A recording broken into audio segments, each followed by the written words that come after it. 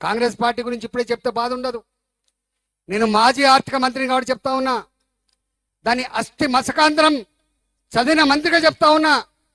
నాకు అన్ని విషయాలు తెలుసు. దాంట్లో వీళ్ళు హామీలు ఇస్తున్నప్పుడు నవ్వుకుంటూ ఉంటా అప్పుడప్పుడు.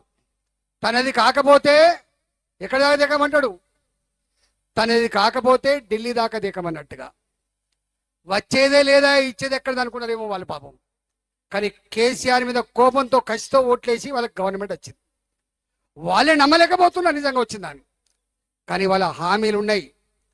ఇప్పుడే నేను విమర్శించదలుచుకోలేదు, కానీ మీరు ఇచ్చిన హామీలు అమలు చేయగలిగే సత్తా నీ ప్రభుత్వానికి ఇప్పుడు కాదు కదా, ఇంకా 10 ఏళ్ళకు కూడా ఉండదనే విషయం రేపు చెప్తాం. మళ్ళీ ఎన్నికలలో ఏమిచ్చినావు నువ్వు? 2 లక్షల రూపాయలు రుణమాఫీ చేస్తా అని చెప్పినావు కదా, చేస్తావా నువ్వు? అవుతుందా నీతోటి? కార్యదీక్ష ఉన్న ముఖ్యమంత్రి అని చెప్పిండు, రాజు దాచుకుంటే దెబ్బలకు కొదవా అని చెప్పిండు, నేనే గొప్ప అని చెప్పిండు. గా ముఖ్యమంత్రి 1 లక్ష రూపాయలు రుణమాఫీ చేయలేక చతికిల పడ్డాడు కేసీఆర్. చివరికి జీతాలు ఇవ్వమంటే కొన్ని జిల్లాలకు ఫస్ట్ వీక్ లో, కొన్ని జిల్లాలకు సెకండ్ వీక్ లో, కొన్ని జిల్లాలకు థర్డ్ వీక్ లో ఇచ్చే పరిస్థితి వచ్చింది.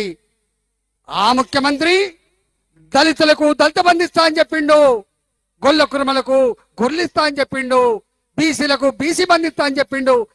ఏది ఇవ్వలేకపోయిండు. ఇది కూడా అంతకంటే దారుణంగా విప్లవం తప్ప ఇంకోటి కాదు. అందుకే భారతీయ జనతా పార్టీ ఇవాళ ఈ ఎన్నికలు బీఆర్ఎస్ పార్టీ ఎన్నికలు కాదు. ఈ ఎన్నికలు బీఆర్ఎస్ పార్టీ కోటైతే ఏం చేస్తాడని ఎంపీఐ ఏమి చేసేది లేదు. కాంగ్రెస్ పార్టీ గతంలో 40 వచ్చింది, ఈసారి మళ్ళీ 40 వచ్చలేదు తెలియదు. నార్త్ ఇండియాలో తుడిచిపెట్టకపోతుంది.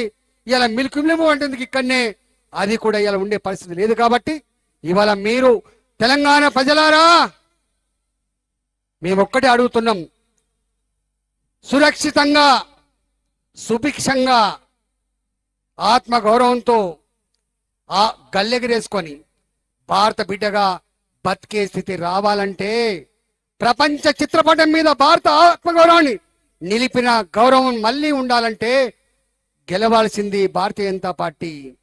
మీరు ఆశీర్వదించాల్సింది నరేంద్ర మోడీ గారిని. కాబట్టి తప్పకుండా మీరు పార్టీతో సంబంధం లేకుండా, జెండాలతో సంబంధం లేకుండా ఈ మట్టి బిడ్డలుగా నరేంద్ర మోడీ గారిని, భారతీయ జనతా పార్టీని సంపూర్ణ మెజార్టీతో గెలిపించాలని చెప్పి కోరుతా ఉన్నాం.